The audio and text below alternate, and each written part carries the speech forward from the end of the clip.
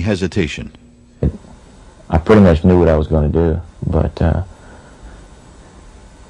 wasn't a whole lot of deciding. I just felt it was really wrong, therefore I couldn't do it. And, you know, it wasn't really much of a big deal to me, but my parents were really upset over the whole thing. I guess Mom was looking out for her baby, and I think she's taking it harder than anybody. This has been a hard time for our family to go through, because parents don't like to see their children suffer. We suffer when they suffer. However, we're very proud of Michael for standing up for principles that we taught him. We're proud of him for having firm moral convictions based on truth, based on what is right. We're proud of him for being willing to stand up against a lot of opposition. It's not easy. When your case is named the United States government versus Specialist Michael New, that's rather daunting.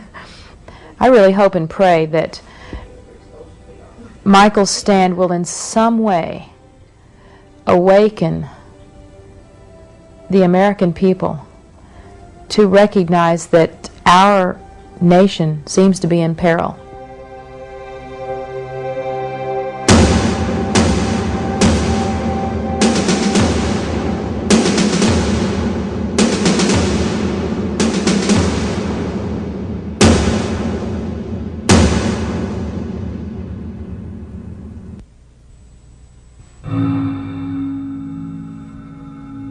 Critics of deliberate UN policies are puzzled by how consistently they endanger U.S. servicemen and effectively work against the wishes of U.S. combat officers and even the dictates of common sense. I understand that as a UN peacekeeper, Michael would have been not under the Geneva Convention, but therefore would not be treated as a prisoner of war, but would be treated as a hostage. And this really frightens me because of what happened to Colonel Higgins in Lebanon.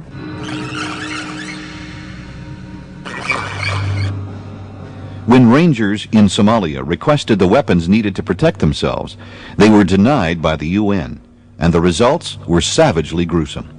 Vice President Al Gore said last year, when some of the men who died in Somalia at their funeral, the parents of the soldiers who died could be very proud of their sons because they died in the service of the UN.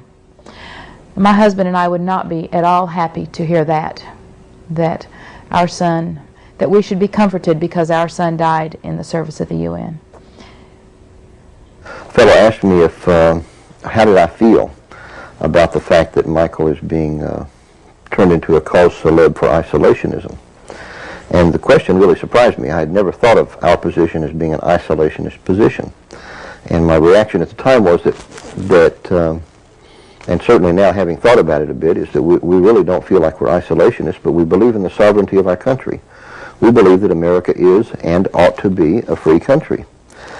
And it seems very logical to me that if you can force the army of one country to serve under the authority of another country, then that first power, that first army, is not a free country. It's not a free army.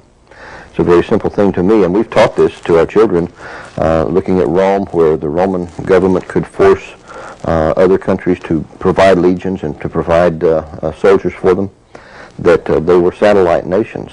And one of the implications in the uniform change they've made, is that they've moved the United Nations patch from the left in mid-93 to the right shoulder. Now that's the dominant patch. That's the patch that indicates the commanding force. And the unit patch is on the left. Well, the United States flag has been moved over to the left shoulder. And what that tells those who follow uniforms, it makes a very bold and blatant statement, is that the United States of America has become a unit in the New World Army, in the United Nations Army.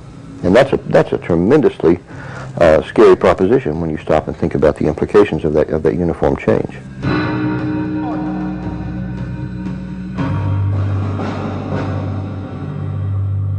A lot of men have bled in the same uniform for my country, and I'm not willing to take it off now to fight for some foreign government that doesn't have our ideals at heart. I think that's disrespectful to all the veterans and all the people who died fighting for America. New's objection to his orders went far deeper than sentiment for the uniform or fear of prosecution for violating military regulations. Your questions were solid questions, and somebody should have answered your questions with specificity.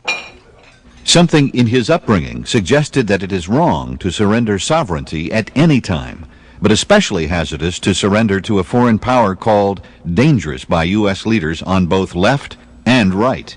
Michael's superiors, seniors, who asked him to research the United Nations Charter, its history, and objectives, have given us an excellent opportunity to do in-depth research, to talk to people who've looked at this over 50 or 60 years since the United Nations was given birth. Remember first that Alger Hiss, an assistant secretary in the State Department, a very close advisor to President Roosevelt, in fact stood at his shoulder at Yalta when Eastern Europe was essentially ceded to the authority of the Soviet Union and Stalin, was the first acting Secretary General at the original organizational session of the United Nations in 1945 in San Francisco. And there have been many other security risks like Alger Hiss who have been Americans involved with the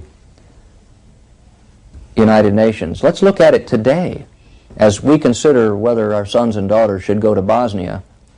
Who is the leading United Nations civilian undersecretary in the Balkans?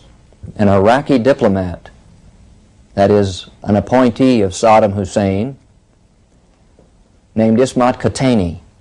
And Khatani had, until recently, been in the inner circle of the Secretary General Boutros Ghali in New York.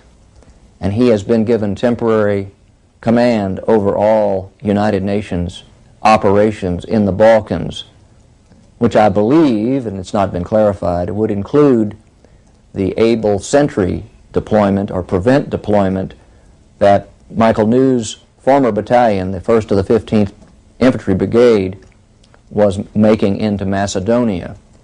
So you have to ask yourself the question, we're putting on a foreign government's uniform, a foreign government that has in the past been frequently hostile to American interests. If George Bush was correct, that Saddam Hussein represented the same threat to the international security and peace and to the United States that Adolf Hitler did, and was as much of a monster as Adolf Hitler was, Saddam Hussein's diplomat is the senior United Nations official, at least in an acting capacity, in the Balkans.